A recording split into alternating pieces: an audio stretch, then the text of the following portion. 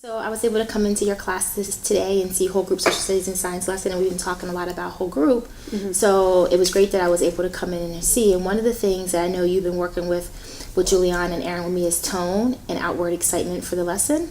And when I was in there, tone was very positive, and you demonstrated outward excitement for the lesson while executing instruction and while redirecting student behavior. So how did that feel?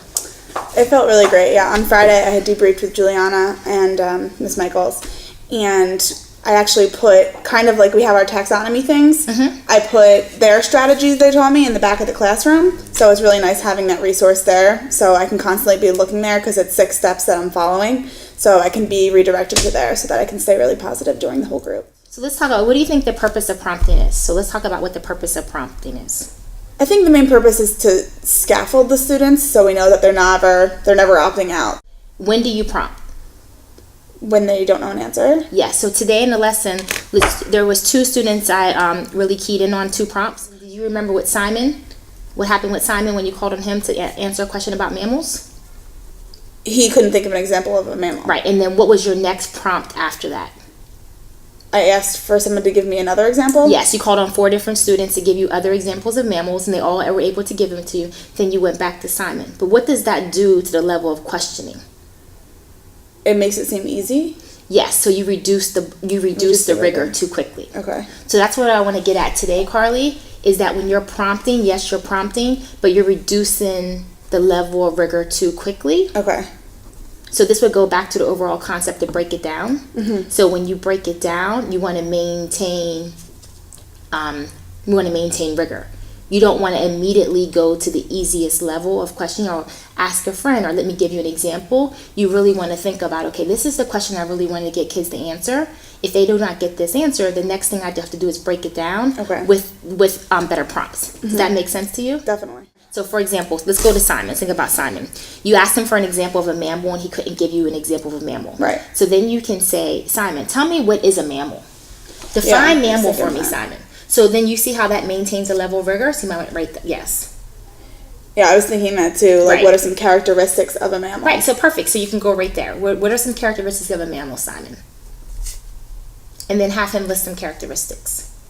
So now, Simon, think about your animal that you gave, an animal that you want to think about, and it has to match one of these characteristics. Tell me, Simon, now, what do you think? Okay. So let's break this down a little bit more, you and I. So say he gives you an example that's not a mammal at that particular point. What might you do next? Depending on what the example was. Well, let's make up one. This thing one he might give you. So say he gave me fish. Okay. I would probably say, well, we were talking about classification, so how would you classify a fish? Right. And knowing Simon, he would probably say they're cold-blooded vertebrates. We'd say, okay, well, is a mammal cold-blooded? Or maybe that would be leading. But I'd say, well, how is a mammal classified? As a warm-blooded vertebrate. Okay, there's one difference there, so a fish can't be a mammal. So your next area of focus then is what? So what is our next area of focus then? It's definitely breaking it down as far as prompting goes. Yep, while maintaining the rigor. All right, great. So let's take a look at the lesson for tomorrow. I don't think I have that. I have it. I brought a copy for you. Okay. Yep, I brought a copy for you, and I actually have a copy for me. Okay. So if we want to think about next steps and able to apply that, now that we already have the lesson for tomorrow, what might you do in order to make sure you're applying and break it down?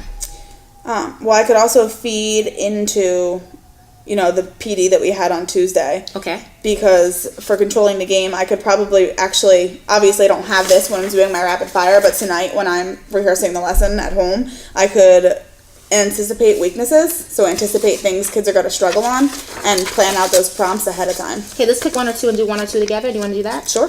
Okay, so what's one question? Let's think about one question in the lesson plan tomorrow where kids might struggle or have difficulty with. Okay, should we do it for the hook? No, let's do it in the actual lesson. Okay. Where do you think they might have some difficulty if you had to predict?